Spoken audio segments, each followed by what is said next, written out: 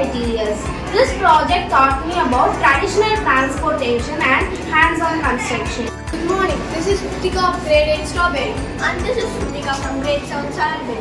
Topic is reading historical monuments. To sing, forward, create, woodpicks, and he created this monument in 3D amazing detail.